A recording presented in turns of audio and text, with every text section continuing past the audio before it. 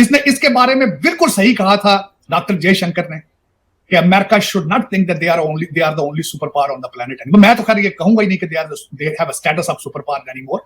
चीमा साहब, इस वक्त अमेरिका आहिस्ता आहिस्ता दुनिया के सामने अब नंगा होता नजर आ रहा है। ये मुझे तो पता है कि यहाँ के हालात क्या है। मैं लोकल थोड़ी सी आपको, आपके देखने वालों को बताना चाहूंगा। मैं जिस स्टेट में बैठा हूं वो मैरीलैंड है। हमारे गवर्नर ने परसों $2 बिलियन ट्रांसपोर्टेशन से के फंड में से कट कर दिया है, जिसमें सड़कों की रिपेयर भी आएगी। तो अपनी सड़कें रिपेयर करने के लिए इनके पास पैसे नहीं है। वॉशिंगटन डीसी के अंदर जो बसें और ट्रेनें चलती हैं उनके रूट खत्म किए जा रहे हैं क्योंकि इनके पास पैसे नहीं। क्योंकि अमेरिकन जो यंग यूथ है वो उन्होंने काम करने से इनकार कर दिया। इस वक्त अभी भी majority of the federal government और मेजॉरिटी ऑफ द एम्प्लॉइज, जिसको एक फैशन अब बन गया है वर्क फ्रॉम होम, तो उसी पे चल रहा है। मैं नहीं समझता कि कोई भी कौम घर से काम कर सकती है। मैं इस पे एग्री नहीं करता। मैं am an old fashion person. तो चीमा साहब, लेकिन इनकी तरक्की जो है खुद ही, क्योंकि सोशलिस्ट प्रोग्राम है इनके, करप्शन पीक पर है, डिफेंडिंग पुलिस है, लूट बिल्कुल तैयार, बिल्कुल लूट, हर चीज में लूट पड़। मैं मिसालें उसको मैं प्रूव करता हूँ चीजें कैसे हुई। और हमें पैसे दिए जाए इजराइल के लिए। अब मैं दो उसमें चीजें ऐड करना चाहूंगा कि ये वार में क्यों इतना ज्यादा इंटरेस्ट ले रहे हैं। COP 28 के अंदर इन्होंने सिर्फ $15 मिलियन दिया है। $106 बिलियन मांग रहे हैं यूक्रेन और इजराइल के लिए। क्यों? उसका एक सबसे बड़ा सीक्रेट है। हमारे इस वक्त जो हमारे सेक्रेटरी डिफेंस है लॉयड ऑस्टिन, ये इस ओहदे पर आने से पहले रेथरियान के बोर्ड के ऊपर थे। टोनी बिल्कन इस वक्त हमारे सेक्रेटरी ऑफ स्टेट हैं। उनका स्टेटस ये है वो बोइंग के एडवाइजर है। ये पैसा यूक्रेन क्यों देना चाहते हैं? मैं कई दफा अर्ज कर चुका हूं आपके सेगमेंट में, ये मनी लॉन्ड्रिंग की मशीनें हैं। ये मनी लॉन्ड्रिंग की मशीनें, किकबैक्स हैं। रेथियान डिफेंस कॉन्ट्रैक्टर है जहां से लॉयड ऑस्टिन आए हैं, जहां से मेरे अजीम लीडर टोनी बिल्कन आए हैं। एक तो वो ओबामा के बच्चे हैं और दूसरा उनकी खूबी ये है कि बोइंग के एडवाइजर अभी भी थे आने से पहले। एनवायरमेंट, जॉन कैरी जो है जार है एनवायरमेंट के। दुनिया के कार्बन फुटप्रिंट के ऊपर अमेरिका 29% है। दिया क्या है? 15 मिलियन। यूएई ने कितना दिया है? 100 मिलियन। यूके ने कितना दिया है? 60 मिलियन। अमेरिका ने क्या दिया? 15 मिलियन। ये इनके चेहरे हैं। ये चेहरे, मेरे जैसे बंदे यहां वॉशिंगटन डीसी में आज बैठ के रो रहे हैं। जिस करप्शन से भागकर यहां आए थे, अब उसने हमारा पीछा यहां भी कर लिया। आज अमेरिकन मिडिल क्लास जो है उसको पे चेक टू पे चेक रख के उसको बताया नहीं जाता। उसको इतनी अकल, उसको सोचने का मौका ही नहीं दिया जाता कि तुम्हारे टैक्स के पैसे कहां जा रहे हैं, कांग्रेस क्या कर रही है, उसको सोचने का मौका नहीं दिया जाता। यही कैपिटलिस्ट सोसाइटी की एक ट्रेजेडी है। यही ट्रेजेडी है। डेजर्ट स्टॉर्म के अंदर उस वक्त के डिक चेनी जो वाइस प्रेसिडेंट थे, उनकी company, world famous company Halliburton है, उसको एक्सक्लूसिव कॉन्ट्रैक्ट दिए जाते थे। Exclusive, no bidding. सब दुनिया को सबको पता है, लेकिन कोई अकाउंटेबिलिटी नहीं, कोई। मिलियंस लोगों को मर्डर किया गया है। मैं आज यहाँ पे एक और बात मेंशन करना चाहूंगा, इसी हमारी इस डिस्कशन का हिस्सा है, क्योंकि हम करंट अफेयर पे बात। पुतिन साहब जा रहे हैं यूएई और जा रहे हैं सऊदी अरेबिया। वो पिछली काप की जो मीटिंग थी वो उसमें क्यों नहीं गए थे जोहान्सबर्ग? क्योंकि इंटरनेशनल कोर्ट ऑफ जस्टिस की तरफ से वारंट थे उनके खिलाफ। वो किसी और जगह क्यों नहीं गए जाते जहां वो फील कंफर्टेबल नहीं करते? वो चाइना में जा रहे, चाइना का दौरा उन्होंने किया और अब यूएई और सऊदी अरेबिया जा रहे हैं कि कहीं ह्यूमिलिएशन ना हो। लेकिन इनकी ह्यूमिलिएशन नहीं है जिन्होंने इराक को तबाह कर दिया। इनकी ह्यूमिलिएशन कोई नहीं है जिन्होंने लिबिया को लीरों लीर कर दिया। जिन्होंने, इनके ऊपर कोई वार क्राइम किसी किस्म का नहीं है, किसी कानून का इतलाक इनके ऊपर नहीं होता। प्रीएम्प्टिव अटैक्स कि हमें कहीं से खतरे की स्मेल आ जाए हवा में उड़ती उड़ती, हमने जाके मुल्क 2-4 तबाह कर देने। ये करते रहे माजी के अंदर। अब तो खैर सकत ही नहीं रखते जिस तरह अफगानिस्तान से भागे हैं। एक तो उसने कहा पैसा नहीं है हमारे पास। लेकिन मैं एक और बात ऐड करना चाहूंगा, ये भी सारी दुनिया को पता है इनके पास असला भी कोई नहीं है। उन्होंने खासकर ये भी कहा है कि हम अगर वहां पर असला दें ज्यादा तो हमारी अपनी फौज के पास कुछ नहीं बचेगा। तुम्हारी फौज के पास तो पहले भी कुछ नहीं। मैं मिसाल दे देता हूं, कल जो शिप इनका था, शिप कैरियर कार्नी, वो हुतियों से जो मोटरसाइकिल खोते फिर रहे, उनसे दुम दबा के भाग रहे हैं वहां से, रेड सी से। होती जो कि किसी जो कि ट्रेंड आर्मी नहीं है, वो तो किसी की प्रॉक्सी है। ये खुल के नाम भी नहीं ले रहे उसका। ईरान का नाम लेने से डरते हैं। कल जैक सुलिवान और जितने कल पेंटागन वाले कहते हैं शायद ईरान उसको असला दे रहा है, शायद। हो यार, अन्य हो गए। होती आए कि थोड़े सऊदी अरेबिया लड़ने में पिछले 10 साल तो सपोर्ट कौन कर रहे हैं? ईरान कर रहे, लेकिन डरते नाम भी नहीं लेते, इतने कमजोर हो चुके हैं। ये इनके हालात है इस वक्त। इसने इसके बारे में बिल्कुल सही कहा था डॉक्टर जयशंकर ने कि America should not think that they are the only super power on the planet anymore. मैं तो खैर ये कहूंगा ही नहीं कि they have a status of super power anymore, क्योंकि अमेरिका के अंदर जो हालात हैं, जिस तरीके से लॉ एंड ऑर्डर के हालात हैं, जिस तरीके से कार जैकिंग हो रही है, जिस तरीके से ड्रग्स चल रही हैं, जिस तरीके से स्टोरों के अंदर ओपन लूट मार चल रही है, स्टोर बंद हो रहे हैं, बंद होने की पोजीशन पे जा चुके हैं।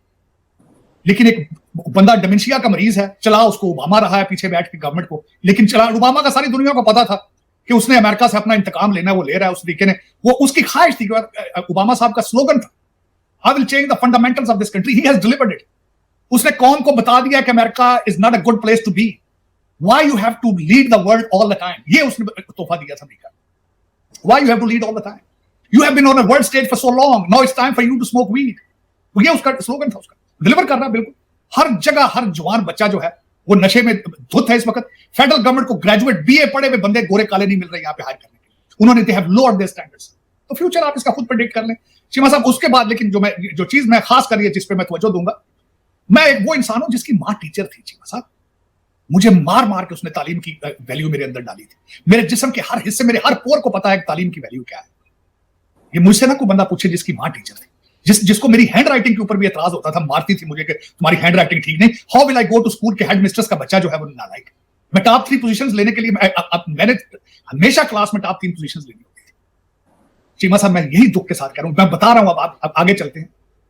जो आपने कहा है, मैं सिर्फ वो कीनिया का प्रेसिडेंट आज जो गए हैं भारत के अंदर, मैं सिर्फ उनकी बात सिर्फ इसी टॉपिक, इसी रेफरेंस के साथ करना चाहता हूं। उनको $251 मिलियन की क्रेडिट लाइन दी गई है, क्रेडिट लाइन दी है उन्होंने। क्यों दी है मैं वो, और आपको मैं सिर्फ आपको मैं, हालांकि आपका कंपैरिजन बनता नहीं है, मैं बच्चे जो लौंडे लपाड़े जो आपके बैठे ना उर्दू में ट्वीट करते हैं सारा दिन, जो टोटे चलाते हैं, सिर्फ उनको बताना चाहता हूं कि $72 मिलियन के लिए आपका मुल्क IMF के सामने लेट चुका है, लेट गया है। और उन्होंने कीनिया का उसको $251 मिलियन की क्रेडिट लाइन दी। और सिर्फ डिफरेंस क्या है? सिर्फ एक डिफरेंस है, उनके पास तालीम है, आपके पास तालीम नहीं।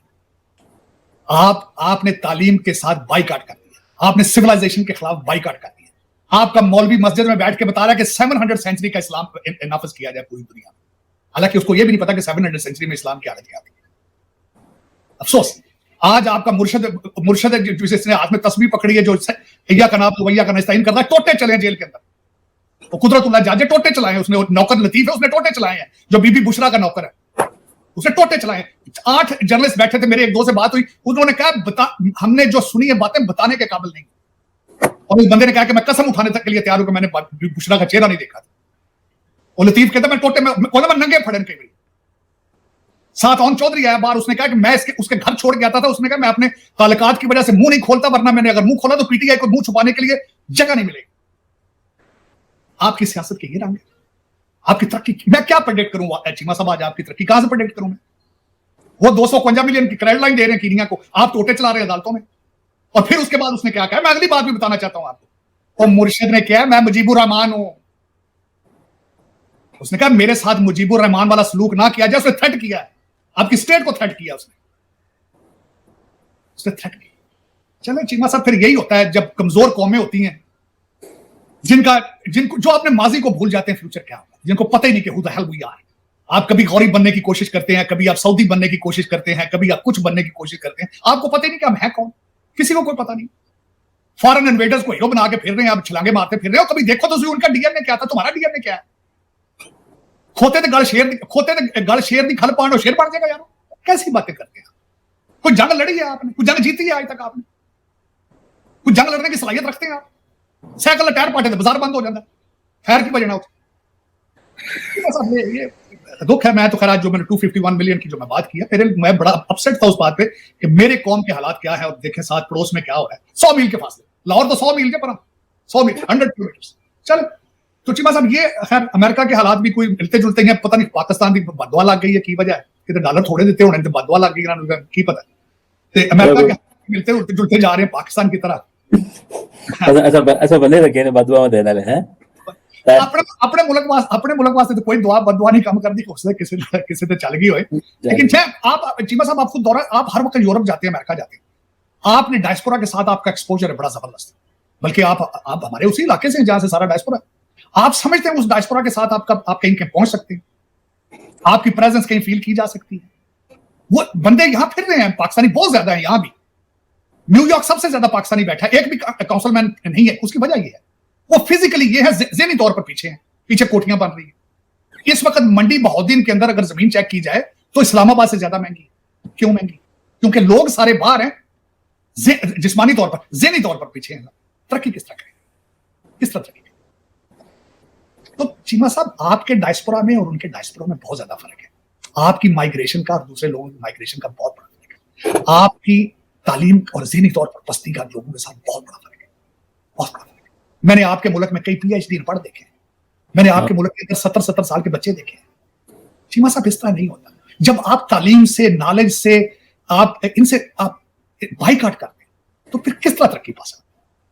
और जो पढ़ लिख जाते हैं, मैंने आपको बताया था, जो CSS कर लेते हैं, वो जब 19 ग्रेड में यहां आते हैं, फिर वो खोखे बन के जाते हैं पाकिस्तान। वो दिमाग यहां छोड़ जाते हैं, जिस्म लेके जाते हैं, फिर डॉलरों में पाउंडों में करप्शन करते हैं। वो जो आपका एक ग्रुप है, वो बहुत खतरनाक ग्रुप है, बहुत खतरनाक। मैंने फ्यूचर में आगे मैं कोशिश कर रहा हूं कि यहां पे उनको पढ़ने के लिए ना भेजा जाए। ऑनलाइन डिग्रियां पाकिस्तानी गवर्नमेंट को चाहिए, ऑनलाइन उनको कहीं पढ़े। ये जो यहां आते हैं, कोठियों पे निशानियां लगा जाते हैं। डॉक्टर साहब, ऐसे तो फिर वो अच्छे से डिलीवर भी नहीं कर सकते, जो थोड़ा बहुत डिलीवर करते हैं। कर रहे हैं। मेरा ये क्वेश्चन है, आपका कौन सा डिपार्टमेंट है, मुझे ये बताएं, वो पढ़ के आया हार्वर्ड से, तो डिलीवर कर रहा है? 76 साल से किसी ने आज तक डिलीवर किया है? बल्कि इनको पढ़ाने नहीं चाहिए। मैं तो कहता हूं, पढ़ के क्या कर लेंगे ये? हर डिपार्टमेंट का। चीमा साहब, आप इस वक्त में आप इस्लामाबाद बैठे हैं, कैबिनेट डिवीजन जाए, आप लिस्ट लें हर सेक्रेटरी की, हर एक के पास 2-2 डिग्रियां ना हुई आईवी लीग स्कूलों की, मैं तो लता करो निकल जाए। बैंक शर्म हमको मगर नहीं आती। चीमा साहब, कैसी गल कर रहे हो यार? और दूजे जो इलेक्टेबल ने, वो सारे वो जमदे ही बाहर ने, वो सारे बाहर ने, फॉरेन एजुकेटेड इलेक्टेबल सारे, खुसरो बख्तियार, फलाना बख्तियार, सारे बाहर ने पढ़े। लाहौर के जिन्हें PTI अगे पीछे लौंडे पढ़े, सारे बाहर ने पढ़े, अंग्रेजियां पढ़ बोलते हैं, लेकिन लुट मार वास्ते इकट्ठे होते हैं। ऑब्जेक्टिव सिर्फ लुट मार, अपनी मां के कपड़े पाड़ना ऑब्जेक्टिव। डॉक्टर साहब, आपकी बात काट रहा हूँ, मैं अभी लंदन गया था रिसेंटली, पिछले महीने, तो मुझे वहाँ पाकिस्तानी मिला। वो कहता है कि ये पता नहीं बर्मिंघम के कौन सा शहर था, वहां पे सारे पाकिस्तानी हैं। तो उन्होंने कहा वहाँ कौंसल जी है वो बैंकरप्ट हो गई। उन्होंने कहा उसे जाके उन्होंने बर्तानिया भी बैंकरप्ट करता, उसके वो कहता है उसको बर्मिंघम को मिनी पाकिस्तान कहा जाता है। Practically they have gone bankrupt, practically they have gone.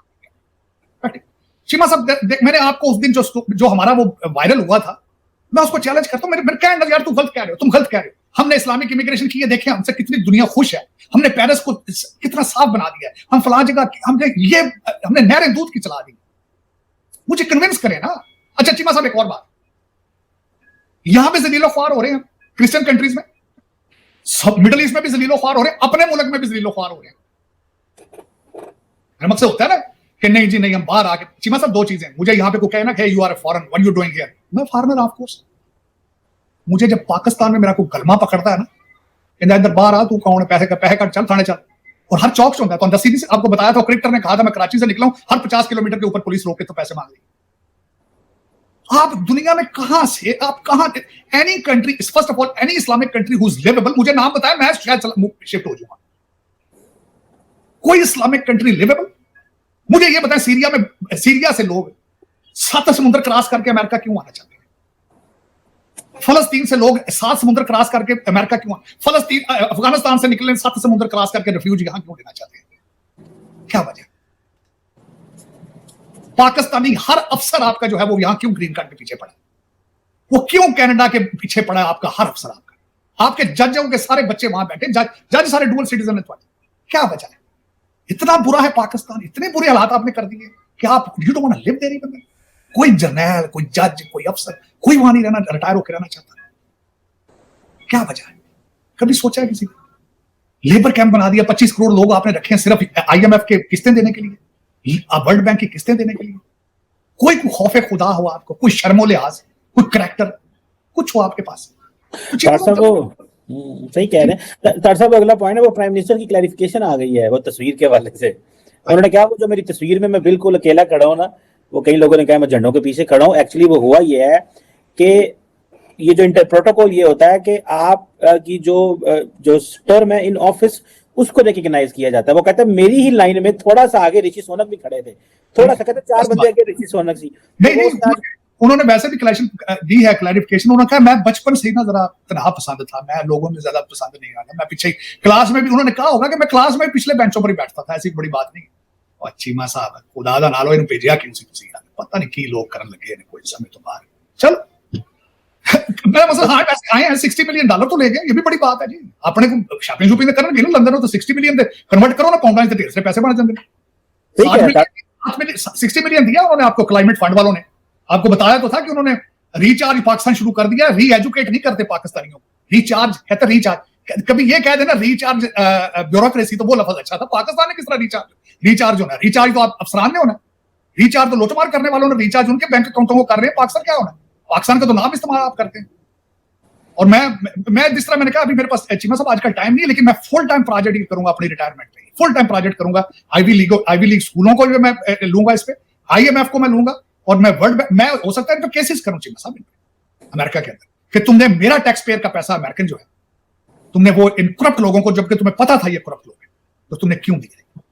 American कोर्टों में चैलेंज करूंगा Cheema sahab, this is what they are doing. इन्हें पता है सारा, ये शामिल है सारे इस चीज के अंदर, ये देते हैं इनको पैसे, और सारे पैसे इनको पता है किधर किधर जा रहे हैं, सारे पता है। मैं कनाडा भी, मैंने बताया this is my life time mission है कि ये आपके करप्ट लोगों की प्रॉपर्टियां ढूंढूं मैं, यहां से एक वेबसाइट के ऊपर लगाऊं, और दूसरा इनके आईवी लीग स्कूलों के आपके अफसरान की तालीम तो वो लेते ही नहीं ना, इतने आके तो मौजा करते, वो बंद कराऊं। और तीसरा ये कि इनके ऊपर घेरा तंग करूं, ये जो अमेरिका, बर्तानिया और ये सारे जो पैसा देते हैं, और वो पैसा दे के वो वापस, क्योंकि इनको तो विन विन सिचुएशन है चीमा साहब, कि अमेरिका से पैसा बाहर जाता ही नहीं।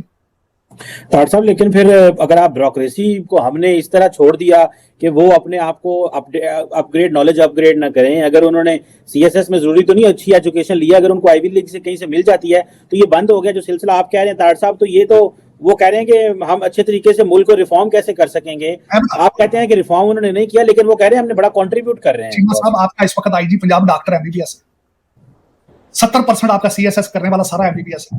उनको क्या पता पब्लिक पॉलिसी क्या है, उनको क्या पता सोशल साइंसेज क्या है, उनको क्या पता इंटरनेशनल रिलेशंस क्या है, सारे तो डॉक्टर।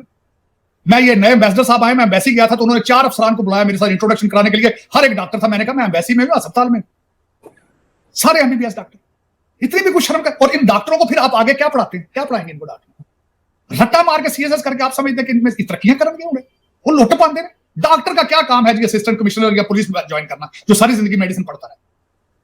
कन्विंस करें ना मुझे, आप कन्विंस करें क्यों आया ये। मुझे आज बताएं, इसमें रिश्वत आज बंद कर दी जाए, आज सलूट ते पटाखे बंद कर सरकारी बडिंग इतने होना किसी ने। तो दोस्तों, जैसा कि आपने क्लिप में देखा कि भाई साहिदार बता रहे हैं कि भाई अमेरिका जो है एक्सपोज हो चुका है, मतलब कि भाई साहब अमेरिका ने जो जो कांड कर दिए ना, मतलब कि भाई साहब, मतलब कि भाई जब से क्या बोलते हैं प्रेसिडेंट डोनाल्ड ट्रम्प मतलब कि दोबारा से दूसरी बार प्रेसिडेंट बने ना, तब से उन्होंने मतलब कि क्रेडिबिलिटी ना, मतलब कि भाई साहब वो पानी में घोल कर पी गए हैं। अमेरिका के प्रेसिडेंट की एक क्रेडिबिलिटी होती है भाई साहब, वो भी मतलब कि पानी में घोल कर पी चुके हैं भाई साहब, ठीक है। और भाई भारत और अमेरिका के रिश्ते ना बहुत ज़्यादा ख़राब हो चुके हैं, और भाई अब जो है ना, मतलब कि डोनाल्ड ट्रम्प भारत की तारीफ़ें करने में लगा हुआ है, ठीक है। भारत और अमेरिका के मतलब कि पिछले 2 दशकों में रणनीतिक साझेदारी बने हैं, ठीक है भाई। रक्षा, तकनीक, व्यापार और इंडो पैसिफिक क्षेत्र में दोनों देशों ने मिलकर बहुत काम किया है और करते रहेंगे। लेकिन भाई जो दरार अभी बीच में आई है ना, वो मतलब कि कैसे जाएगी वो समझ नहीं आ रहा। उस दरार को भरने का काम बस डोनाल्ड ट्रम्प जरूर कर रहे हैं, तारीफ़ें करके, मोदी की तारीफ़ें कर रहे हैं। खैर वो तो अपने उस चीज़ के लिए कर रहे हैं, क्योंकि भाई वो उनके मिड टर्म इलेक्शन आने वाले हैं, तो उसके लिए कर रहे हैं वो, ठीक है। लेकिन डोनाल्ड ट्रंप की अमेरिका फर्स्ट नीति का मूल उद्देश्य था कि अमेरिका के आर्थिक हित सर्वोपरि रहे। इसी सोच के कारण कई देश के साथ व्यापारिक तनाव बढ़ा, जिनमें भारत भी शामिल है। मतलब कि भाई साहब डोनाल्ड ट्रंप मतलब कि प्रधानमंत्री की शपथ, क्या बोलते हैं, प्रेसिडेंट की शपथ लेते ही ना, उसके बाद भाई साहब जो बम फोड़ा ना, मतलब कि भाई साहब उन्होंने मतलब जो धमाका किया, मतलब कि टैरिफ की वजह से ना भाई साहब सबसे रिश्ते ख़राब कर लिए, सबसे। नाटो क्या, यूरोप क्या, ठीक है, भारत क्या, चाइना क्या, रशिया से तो खैर ख़राब ही है, लेकिन भाई रशिया, चाइना, भारत, ऑस्ट्रेलिया, भाई बहुत लोगों के साथ में, ब्राज़ील के साथ में बहुत ज़्यादा रिश्ते ख़राब करे। टैरिफ व्यापार घटा और बाजार तक पहुंच जैसे मुद्दों पर दोनों देशों के बीच मतभेद सामने आए। हालांकि दोनों देश रक्षा और सुरक्षा जैसे महत्वपूर्ण क्षेत्रों में सहयोग जारी रखते रहे, ठीक है। भारत ने केवल एक देश पर निर्भर रहने के बजाय बहुध्रुवीय विदेश नीति अपनाई। मतलब कि भाई एक देश पर निर्भर नहीं है भाई, भारत सबके साथ में अलायंस बना रखा है, सबके साथ में, किसी एक के साथ में नहीं। भारत रशिया के साथ में भी है, क्या वो अमेरिका के साथ में भी है, और भाई चाइना के साथ में भी है, और भाई पूरी दुनिया के साथ अलायंस है भाई साहब, किसी एक के साथ हम नहीं रहते, ठीक है। भारत ने एक साथ अमेरिका, यूरोप, रूस, जापान, फ्रांस, ऑस्ट्रेलिया और पश्चिम एशिया के देशों के साथ अपने संबंध मजबूत किए, ठीक है।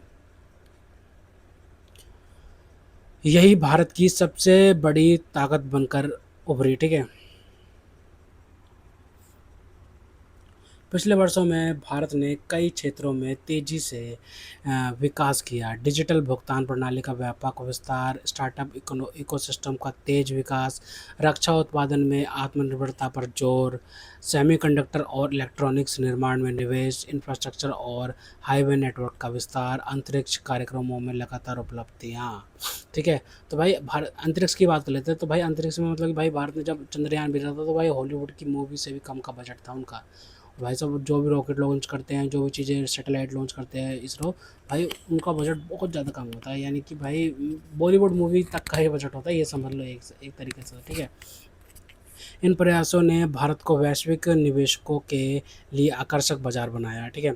आज भारत केवल एक बड़ा बाजार नहीं, बल्कि वैश्विक निर्णयों में महत्वपूर्ण भूमिका निभाने वाला देश बन चुका है। G20 की अध्यक्षता, वैश्विक दक्षिण, ग्लोबल साउथ की आवाज़ उठाना और विभिन्न बहुपक्षीय मंचों पर सक्रिय भागीदारी ने भारत की अंतर्राष्ट्रीय छवि को मजबूत किया है। ठीक है? ये कहानी पूरी तरह से सही नहीं होगा कि दोनों देशों के बीच में संबंध टूट गए हैं, मतलब कि भाई ये बात एकदम सही नहीं है कि भाई पूरी तरीके से संबंध टूट गए, ये बात एकदम सही है। ठीक है? वास्तविकता यह है कि व्यापार और टैरिफ जैसे मुद्दों पर मतभेद हो सकते हैं, लेकिन रक्षा, तकनीक, आतंकवाद रोधी सहयोग और इंडो पैसिफिक क्षेत्र में दोनों देशों के साझा हित अभी भी महत्वपूर्ण बने हुए हैं। इसलिए रिश्तों में तनाव और सहयोग दोनों दोनों एक साथ मौजूद रह सकते हैं। भारत आज विश्व की प्रमुख अर्थव्यवस्थाओं में शामिल है। तेज़ी से बढ़ती डिजिटल अर्थव्यवस्था, विशाल युवा आबादी, मजबूत सेवा क्षेत्र, विनिर्माण क्षमता बढ़ाने के प्रयास, वैश्विक कंपनियों का निवेश, इन सभी कारणों से भारत की वैश्विक भूमिका लगातार बढ़ रही है। डोनाल्ड ट्रंप की नीतियों ने भारत अमेरिका संबंधों में कुछ चुनौतियां अवश्य पैदा की, विशेष रूप से व्यापार के क्षेत्र में, लेकिन भारत ने इन परिस्थितियों को अवसर में बदलने का प्रयास किया। आज भारत अपनी आर्थिक क्षमता, तकनीकी विकास, कूटनीतिक संतुलन और रणनीतिक महत्व के कारण वैश्विक राजनीति और अर्थव्यवस्था में पहल से कई अधिक प्रभावशाली भूमिका निभा रहा है। भविष्य में भारत और अमेरिका के संबंध प्रतिस्पर्धा और सहयोग दोनों के मिश्रण के रूप में आगे बढ़ सकते हैं, क्योंकि दोनों देशों के कई दीर्घकालिक रणनीतिक हित एक दूसरे से जुड़े हुए हैं। अगर आपको ऐसी ही गहन जियोपॉलिटिकल डॉक्यूमेंट्री पसंद आती है, तो वीडियो को लाइक करें, चैनल को सब्सक्राइब करें और हमें कमेंट में ज़रूर बताइएगा कि भाई आप मतलब कि क्या सोचते हैं इस चीज़ के बारे में, क्योंकि भाई डोनाल्ड ट्रंप तो भाई साहब यही सोचता है ना कि मैं तो बादशाह हूँ, ऐसा सब कुछ कर सकता हूँ, और भाई ठीक है, तो हमें कमेंट में सब कुछ चीज़ बताइएगा कि भाई आप क्या सोचते हैं इस विषय के बारे में। तो खैर, तो दोस्तों अगर आपको हमारी ये वीडियो पसंद आई हो तो कम से कम व्हाट्सएप पर जरूर शेयर कीजिएगा। साथ साथ चैनल को सब्सक्राइब करके हमारा मनोबल जरूर बढ़ाएगा, ताकि हम आपके लिए ऐसे ही मनोरंजन बनाते रहें। तो गाइस मिलते हैं आपसे अगली वीडियो में, तब तक ले जय हिंद।